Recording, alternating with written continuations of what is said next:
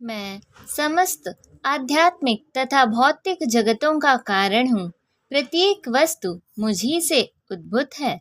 जो बुद्धिमान यह भली भांति जानते हैं, वे मेरी प्रेमा भक्ति में लगते हैं तथा हृदय से पूरी तरह मेरी पूजा में तत्पर होते हैं।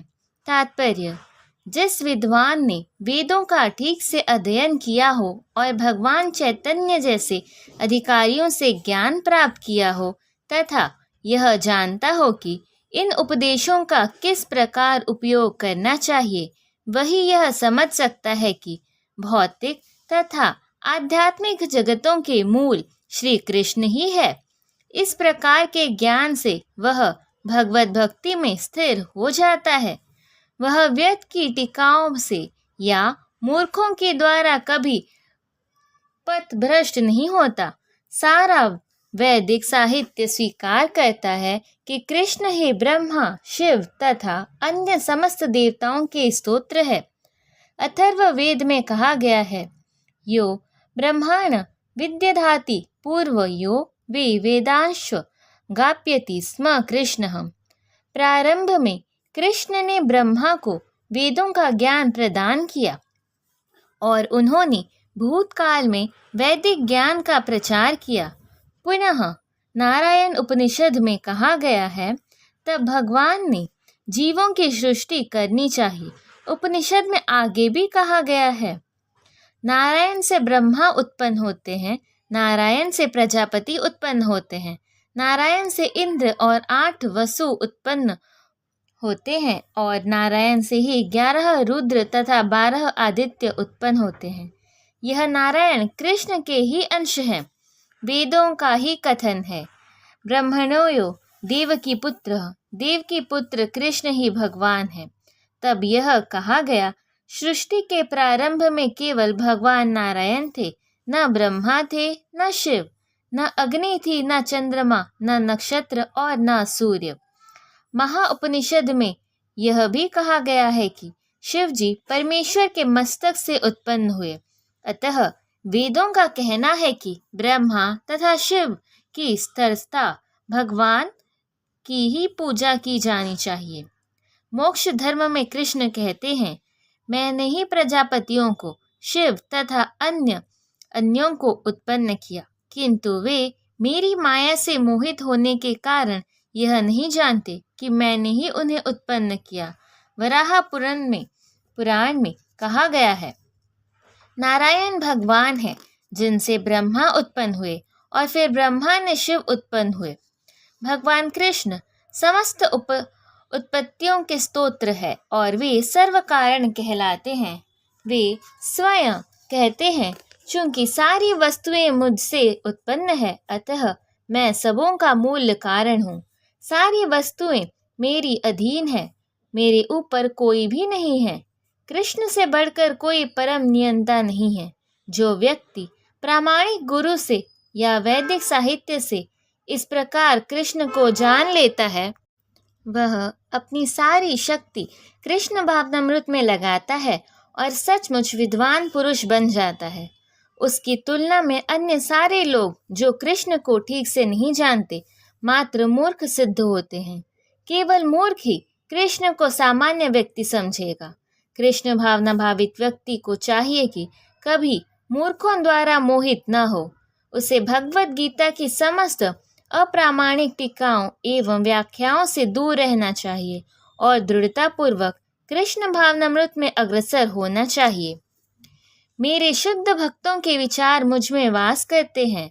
उनके जीवन मेरी सेवा में अर्पित रहते हैं और वे एक दूसरे को ज्ञान प्रदान करते तथा मेरे विषय में बातें करते हुए परम संतोष तथा आनंद का अनुभव करते हैं। तात्पर्य: यहाँ जिन शुद्ध भक्तों के लक्षणों का उल्लेख हुआ है, वे निरंतर भगवान की दिव्य प्रेमा भक्ति में रमे रहते हैं। उनके मन कृष्ण के चरण कमलों में हटते नहीं हैं। वे दिव्य विषयों की ही चर्चा चलाते हैं। इस श्लोक में शुद्ध भक्तों के लक्षणों का विशेष रूप से उल्लेख हुआ है। भगवत भक्त परमेश्वर के गुणों तथा उनकी लीलाओं के गान में अहिर्निश लगे रहते हैं। उनके हृदय तथा आत्माएं निरंतर कृष्ण में निमग्न रहती है और वे अन्य भक्तों से भगवान के विषय में बातें करने में आनंदाभूत रहते हैं।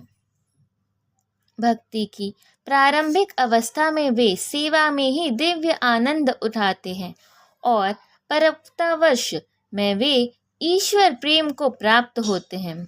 जब वे इस दिव्य स्थिति को प्राप्त कर लेते हैं तब वे उस सर्वोच्च सिद्धि का स्वाद लेते हैं जो भगवत धाम में प्राप्त होती है।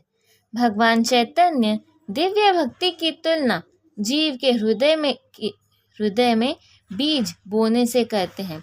ब्रह्मांड के विभिन्न लोकों में असंख्य जीव विचरण करते रहते हैं।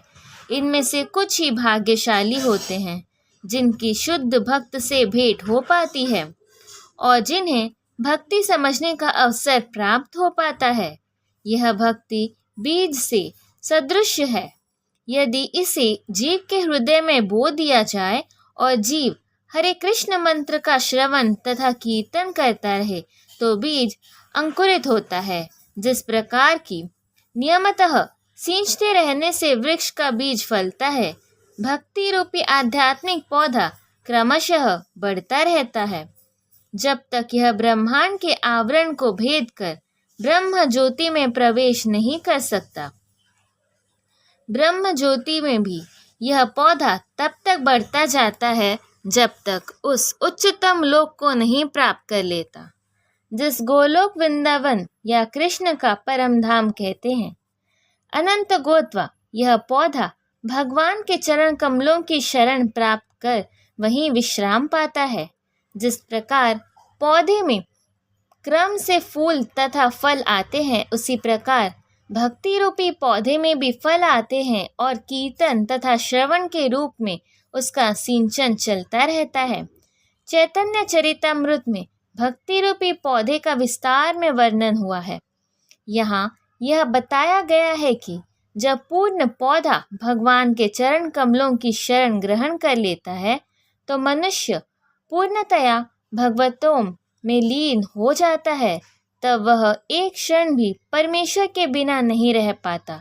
जिस प्रकार की मछली जल के बिना नहीं रह सकती, ऐसी अवस्था में भक्त वास्तव में परमेश्वर के संसर्ग से दिव्य गुण प्राप्त कर लेता है। श्रीमद् भागवत में भी भगवान तथा उनके भक्तों के संबंध में के विषय में ऐसी अनेक कथाएं हैं। इसलिए श्रीमद् भागवत भक्तों को अत्यंत प्रिय है। जैसा कि भागवत में ही कहा गया है, श्रीमद् भागवतः पुराणः अमल ये देशवान प्रियम। ऐसी कथा में भौतिक कार्यों, आर्थिक विकास, इंद्र तृप्ति या मोक्ष के विषय में कुछ भी नहीं है। श्रीमद् भागवत ही एकमात्र ऐसी कथा है जिसमें भगवान तथा उनके भक्तों की दिव्य प्रकृति का पूर्ण वर्णन मिलता है। फलतः कृष्ण भावना भावित जीव ऐसी दिव्य साहित्य के श्रवण में दिव्य रुचि दिखाते हैं। जिस प्रकार तरुण तथा तरुणी को परस्पर मिलने में आनंद प्राप्त होता है। जो प्रेम पूर्वक मेरी सेवा करने में निरंतर लगे रहते हैं उन्हें मैं ज्ञान प्रदान करता हूँ जिसके द्वारा वे मुझ तक आ सकते हैं। तात्पर्य, इस श्लोक में बुद्धि योगम शब्द अत्यंत महत्वपूर्ण है। हमें स्मरण हो ही द्वितीय अध्याय में भगवान ने अर्जुन को उपदेश देते हुए कहा था कि मैं तुम्हें अनेक विषयों के बारे में बता चुका हूँ और अब मैं तुम्हें बुद्धि योग की शिक्षा दूंगा। अब उसी बुद्धि योग की व्याख्या की जा रही है। बुद्धि योग कृष्ण भावनामृत में रहकर कार्य करने को कहते हैं और यही उत्तम बुद्धि है। बुद्धि का अर्थ है बुद्धि और योग का अर्थ है यौगिक गतिविधियों अथवा यौगिक उन्नति। जब कोई भगवत धाम को जाना चाहता है और भक्ति में वह कृष्ण भावनामृत को ग्रहण कर लेता है तो उसका यह कार्य बुद्धि योग कहलाता है। दूसरे शब्दों में बुद्धि योग वह विधि है जिससे मनुष्य भव बंधन से छूटना चाहता है। उन्नति करने का चरम लक्ष्य कृष्ण प्राप्ति है। लोग इसे नहीं जानते, अतः भक्तों तथा प्रामाणिक गुरु की संगति आवश्यक है।